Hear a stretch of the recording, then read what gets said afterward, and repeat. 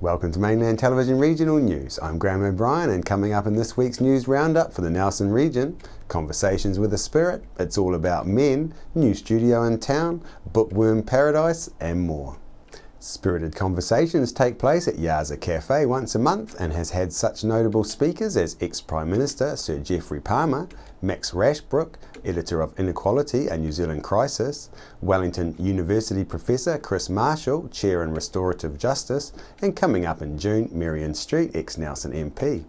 This month was Nelson's notable person, Victory Community Coordinator Kyndra Douglas, who spoke to a full house on building communities, a topic she is well qualified on with the improvements that have been achieved in the Victory community in Nelson.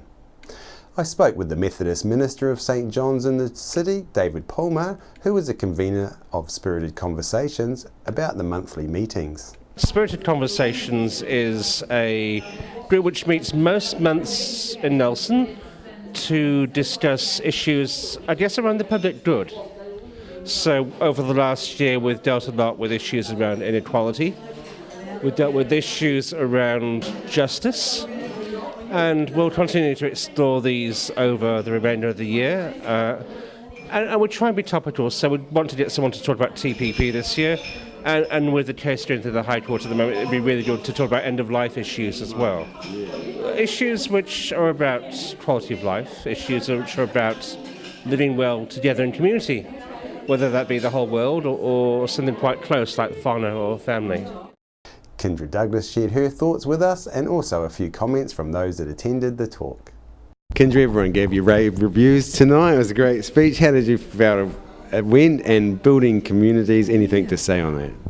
I think when I was first invited to come and do this, I thought I'm not just going to do the usual, because I love that sense that everybody can participate in a conversation. It isn't just listening to a talking head, and like I'm no more interesting than special than anybody else who might have got up and spoken about all their community activities. But yeah, I have a passion for what I do, and I want to see the ways in which people are doing similar things in community to me. It's great. There was lots of great topics coming backwards and forwards, and lots of people coming up with some great ideas. Well, I think that's what constantly inspires me, is that, like tonight, I opened the paper and there's about 3 different community initiatives that have kind of just popped up, where people have seen an opportunity or a problem or an issue and gone, yeah, let's go and do something about that. And so it might be a fun thing, but it also might be, something quite grunty and political and difficult, but people kind of just keep wanting to be part of what we are, which is communities and families and neighbourhoods and cities. Thanks very much. What did you think of the night tonight? Well, I knew that Kyndra would be somebody really interesting to listen to. She's always got something, dynamic, and she's a great person to listen to. Yeah, no, it was really good, and she fulfilled everything that I thought she was going to do. What did you think of this talk tonight? I really enjoyed it. I thought the speaker spoke very well, very clearly and succinctly, explained what she meant, and it was within the realms of everybody to understand. Hey, thanks very much. Thank you. Men's Health Week is underway again this year from the 8th to the 14th of June to encourage New Zealand men to get proactive about improving their health and well-being. This year's campaign is promoting awareness around testicular cancer and the difference diet can make to not only your health but how you feel. A big step towards improving men's health and well-being is removing the barriers that deter men seeking professional help early. With this in mind, men can visit their local Life or Unichem pharmacy during the entire month of June to get a free men's health pit stop check. Men are also invited to find out their health scores by completing an online survey and challenging their mates to do the same to compete for the best score. I went to talk to Phil Chapman from the mailroom about men's health. Phil, we've got Men's Health Week coming up next month. Anything special going on for the blokes? We have a lot for the girls, pink breakfasts and all sorts. How about the blokes? What are they going to get, you reckon? Well, yeah, that's pretty fascinating. Every time we have breast cancer, there's whole streets pull out. We have breakfasts, we have theatre shows, and it's absolutely huge. Pink ribbons are everywhere. Rugby, cricket, doesn't matter where you go. On the other side of the fence, men's health outcomes are far worse than women's. In every area, from birth to an earlier death than women, our health outcomes are worse. Men's Health Week will come and go and we won't even know it's been here, because that's how it is with men. You know, we're not out promoting it as much as women. Women are very active, they get out there. You're never going to see men marching around with prostates, demanding prostate screening. We just don't do it. We just tend to isolate a bit, and so nothing happens for Men's Health Week, and we're just not as fashionable.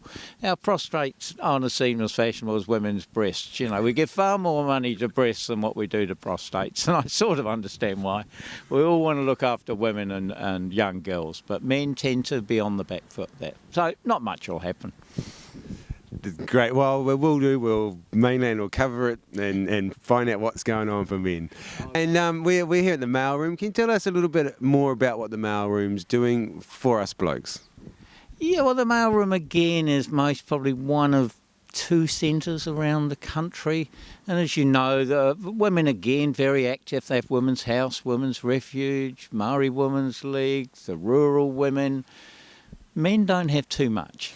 You know, so we survive on here on 20 hours a week funding, and we're just not as fashionable as any other thing. People don't want to give money to men. We're seen as we're more likely to cause problems than have problems. So we're seen as perpetrators of violence. We're seen as the patriarch that have everything, that life's all sweet for us.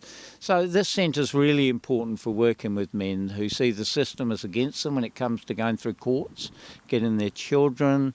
There's less money goes into men, and we're also dealing with men as the victims. Hard concept for people to get, but yes, men can be victims. I know they see us as perpetrators, but main thing we're doing here at the moment is looking at men as the victims of sexual abuse. So we're dealing with men in their 60s, 70s who are just saying what happened to them when they were 6 or 7. And it's 1 in 6 men get sexually abused in this country. So we've set up a national body. I'm the chair of that now. And I think it's the first time money has gone into men as victims of abuse. Other things for men around the town, what else? You've got the mailroom here. Is there anything else for men? Well, this is an interesting one because in Australia they started men's sheds. The government put 3.5 million of money into men's sheds, saying they were one of the best. They called it the jewel in the crown of getting to men and men's health. Here we don't tend to use sheds to the same degree. In Australia, in one shed you have to have a heart check before you can become a member, and there's money for that. So, you know, they can use that venue where men feel comfortable. And the men's shed is such a classic for men, because if I was to set up a group for lonely, isolated men and said, come for a coffee morning, I'd get nobody. Set up a men's shed. You've got 140 guys going to the one out at Waimea, and a lot of those guys will be lonely, isolated, but you don't call it that. So, you know, the men's shed's just got so much going for it, and we haven't grabbed onto it in this town and in this country, really, with the potential that has to run health seminars, the things they can do for people. It's such a brilliant idea, and to get that many men. People say, oh, men, they're hopeless, they never do anything. Well, not true. If it's something they enjoy doing and it's men for men, they'll be there. Where there's smoke, there's usually a fire, and in Motueka last week, smoke from fires appeared to be everywhere. Some locals told Mainland they are sick and tired of the smoke and want to see it monitored by officials, as they say this level of smoke exposure can cause major respiratory health issues. Chrissy Small was in Motueka this week and asked some locals their thoughts on the smoke and whether they thought it was a serious issue. Is it a problem for you, all the smoke that happens around the region? It's not usually too smoky. Yeah, it's not usually too smoky, no. Okay, so... Yeah, just today's bad, but not usually, yeah. We did, when we came in, thought, what's all that smoke for? Yeah. What is it? Yeah, it's well, there's lots of burn-offs happening, obviously. Oh. Do you think that's good for the environment? No, I'm sure it's not. Nor people's health, I suppose? No, that's true too. Probably if it increases day by day, they have to look into it. because when you're driving on the motorway especially, you can feel it and you can see how foggy it is, how smoky it is. But probably it shouldn't be that much, but probably winter you do see a lot of these things in the morning, not in the summertime. But as time goes up, I think they need to look into it, especially with the kids in the morning walking to school and everything. Yes. The people go out for the walks in the mornings, go for jogging out in the mornings. So probably a little bit to look into it and see what's happening, if we can get it down. Hopefully they've got to check on it. Motueka and the smoke problem. Is there a problem? Yes, there is. And what's causing this? Open fires, smoke, traffic. Do you think that the burn-offs, the orchard burn-offs and different commercial burn-offs are part of the bigger problem? Yes. So what do you think could be done about it? What would you like to see done about it? More control on it. Because it stinks to town half the time. Hard for respiratory illness, isn't it? Yep, there's a lot of that around here. For Nelson's book lovers, the wait for the 2015 Founders Annual Book Fair is nearly over. The book fair opens its doors at 10 a.m. this Saturday and it promises to impress. This annual event has been supported by the Nelson community since it began in 1988, with donations received throughout the year for the event. I went down to Founders and spoke with Founders Manager Maria Anderson and Book Fair Coordinator Karen Clark to find out more. Maria, thanks for taking the time to talk to us. I know it's a very busy time at Founders at the moment. Can you tell us a bit more about what you're up to? Yes, we're preparing for the annual book fair, Graham. It's a really exciting time for Founders Park. The book fair starts over Queen's Birthday weekend, which is this Saturday, and it's on for 9 days, following right through until the following weekend. We're expecting about 10,000 people to come through the doors and take up the opportunity for to purchase these very, very affordable second-hand books. Sure, and I guess you're not doing it all yourself. What sort of help are you getting? We have phenomenal help from the volunteers, many volunteers that help us run this book fair. We've got 12 to 14 core volunteers that come through the entire year. So you can bring your second-hand books into the park 7 days a week, 10 till 4:30 throughout the whole year, and they are sorted into the extensive categories. We also have another 80 volunteers that help us run the 10-day event. So it is a phenomenal volunteer fundraising effort. It's just fantastic to hear the community getting behind such a great event and raising the funds that Founders needs. What do you use these funds for? Yes, well, last year and the last couple of years we've usually raised around $100,000, which is significant. All of those funds go into developing capital projects in the park. So none of those funds go into operation, they're all into developing capital projects. And last year we were really pleased with the result. We're sitting here next to the Hop and Beer Museum, which the book fair raised all the funds to tell that story. It's a real asset for the park, a great visitor experience. Maria, thanks very much, and we'll see you at the book fair. Yeah, come along. We'd love to see you there. Thank you, Graham. Karen, you're one of these marvellous volunteers that keep the book fair rolling along. I hear that the book fair is very unique in New Zealand. Can you tell us a bit more about that, please? We're very lucky. I mean, all the books that we have are donated, which surprises a lot of people. They wonder where they come from. So every book that we actually put on the tables is donated. We sort 2 days a week, every week of the year. So we're always sitting there putting out, taking books in and sorting through them. We have a number of categories, and I think that's probably what really does make us unique. Instead of actually just putting all the books out, we actually have sorted them out into various categories. We have rare and collectible books, which are the more expensive books and very popular. And we also have categories from craft and cooking to history, biographies. We have price paperbacks. There's also a lovely children's section and foreign language books as well. And this year we have an extensive vinyl and DVD, CD section that's all been sorted too. In the past we haven't had the numbers to support us. With the huge number of volunteers this year, we can actually categorize more of our topics. That's great. I'm sure you get a big hit on the vinyls now. They're becoming such a collectible. Yes, well, we're hoping so anyway. So if you haven't been to the book fair because they don't interest you, please come along this year if you're a vinyl collector. I know my daughter loves the children's section. I mean, it's quite huge. And also, even though Founders needs the funds. I see you keeping the prices down. One of the sort of values that we actually hold is that we're trying to get books into every family, and so we do keep them incredibly the prices down. 20 cents will buy you a book for children, and for adults it's actually often 50 cents only. There are definitely the more expensive books, but if we can get books into the family, they've been donated, it's the best way to recycle them. Karen, thanks very much for the time on behalf of the community. All right, thank you very much, and please come along to the fair. The fair is running from Saturday the 30th of May to the Sunday the 7th of June at Founders Park in Nelson. New World Supermarket in Motueka was recently prosecuted for selling alcohol to underage customers. Last week, the supermarket had to display notices of the prosecution throughout the store and rope off the wine and beer sections. New World was not permitted to sell any beers or wine from Monday the 25th to Saturday the 30th of May. The mistake has been very costly for New World, who along with other liquor outlets are surveyed by police in undercover operations.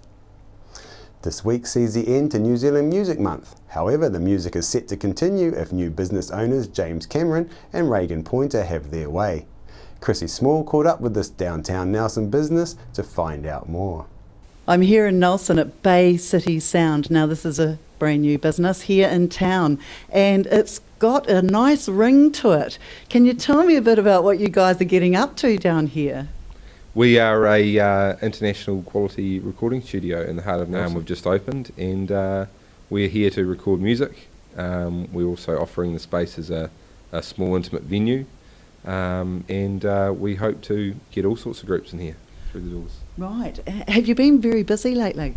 Yeah, we have. We've just come off the back of a busy weekend. We had a couple of bands in doing some albums and things. So, and a lot of interest as well. Not from only Nelson and Tasman, but over in Wellington and Auckland and things as well. People wanting to come here and use the facility and enjoy Nelson. Yeah.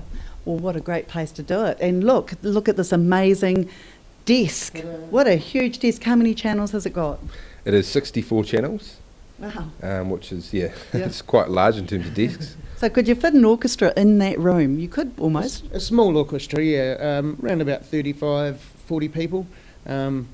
Maybe not so much room for elbow room if you're really going to go for it, but, we'd be able to fit a small band or orchestra in there. Brass would be nice. A big band and a small orchestra. Yeah, yeah. Okay. Now tell me, this desk, it's got a bit of history. Tell me a wee bit about it, James. I'll get Regan. Regan. He's a bit more knowledgeable than I. Oh well, this desk was this is a Jade console from Soundtracks, and it was owned by a man called Alan Jansen.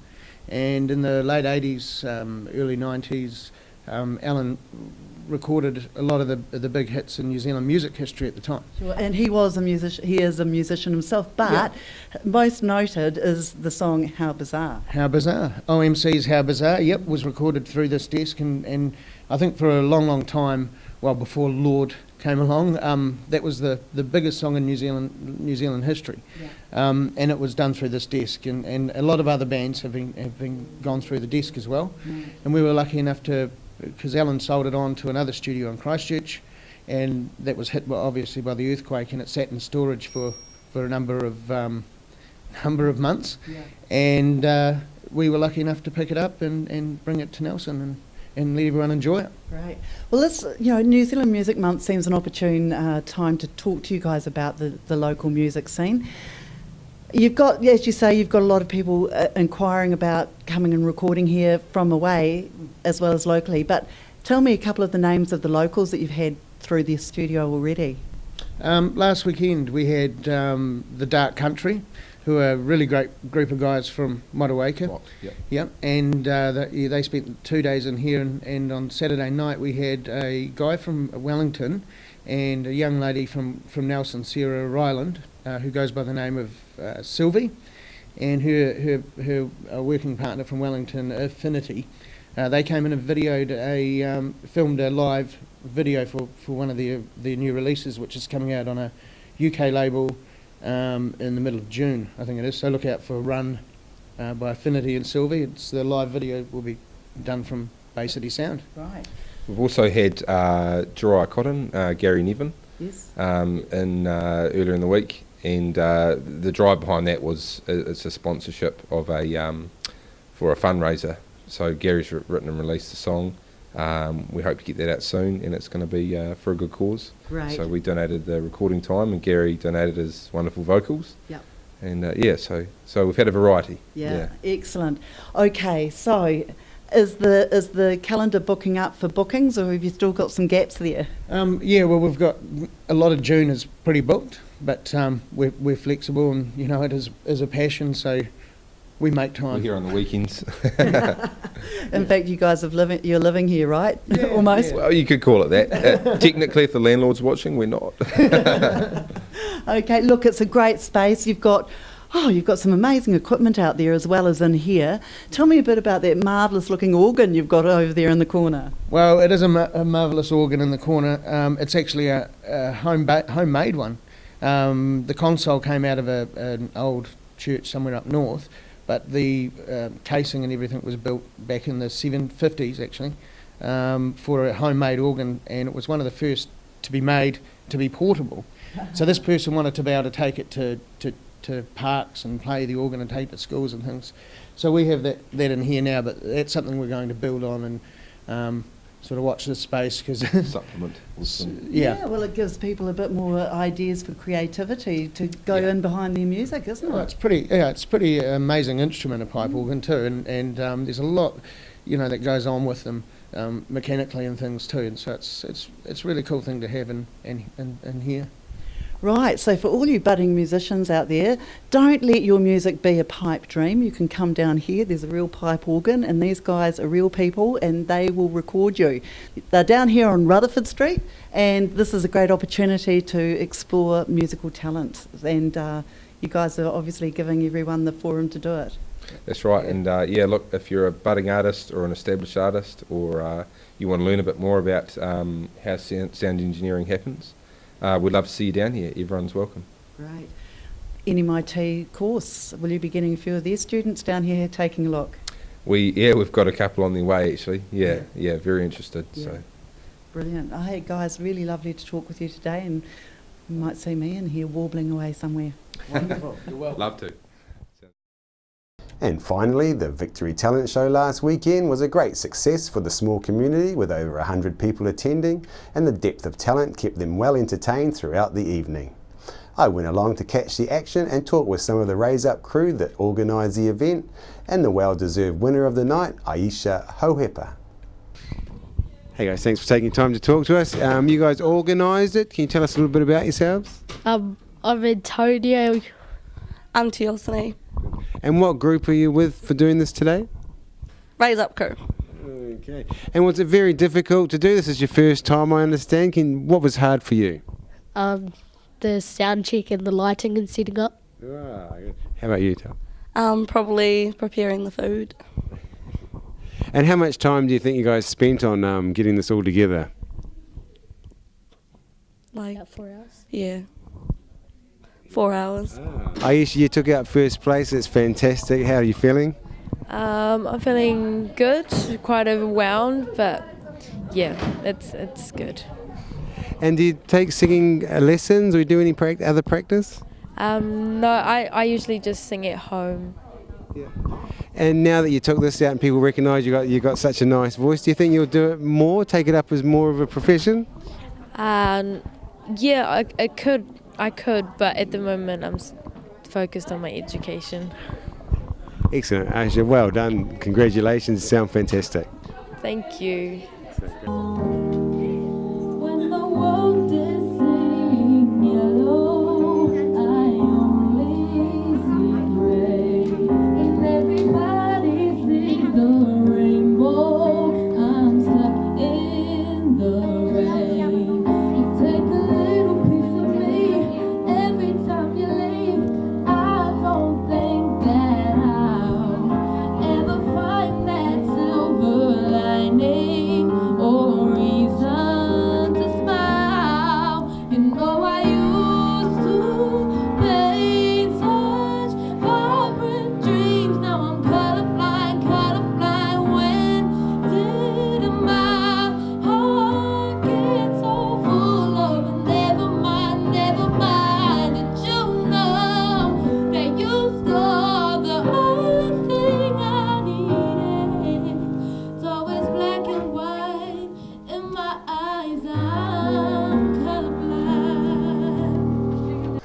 After the break, we'll bring you the latest weather update and some events and happenings coming up from around the region.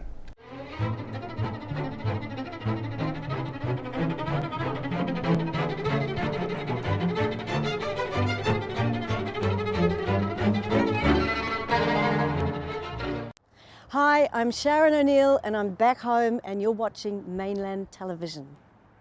Hi, my name's Ian Mortimer. Mortimer Auto Upholstery is your one-stop shop for all your upholstery needs. We do car and boat interiors, boat canopies, ute tonneau covers, canvas and PVC fabrication. Call in and see us in Oxford Mews, 72 Oxford Street, Richmond.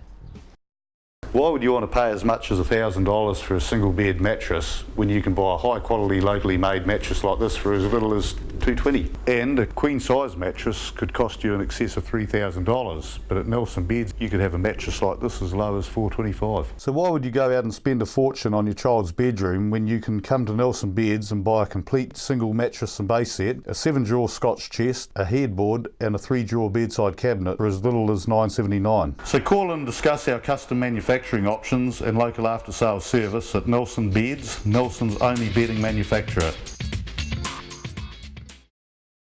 We're the team at Jaycar, right here in Nelson, 120 Hardy Street.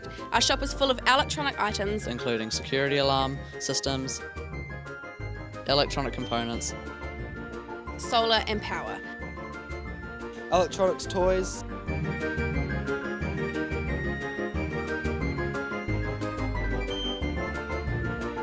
sound systems, cables, and much, much more. Jaycar. 120 Hardy Street, Nelson.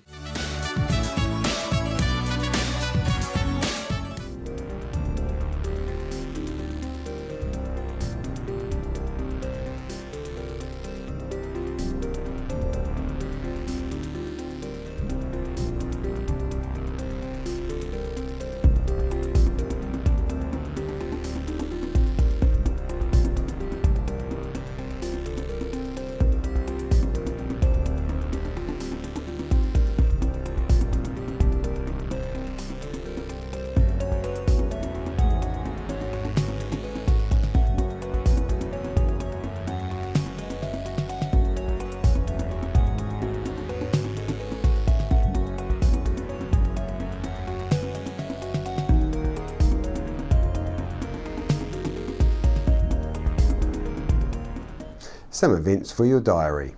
On at Stoke Seniors, Tuesday, June the 2nd is an Italian day lunch at 12 p.m. Cost is $14, please book, and there is musical entertainment. On Wednesday, June the 17th, there's Uke and Duet in concert at 1:30 p.m. It's $3, which includes afternoon tea. On behalf of the team here at Mainland Television News, thank you for joining us, and we'll bring you more news from around our region again next week.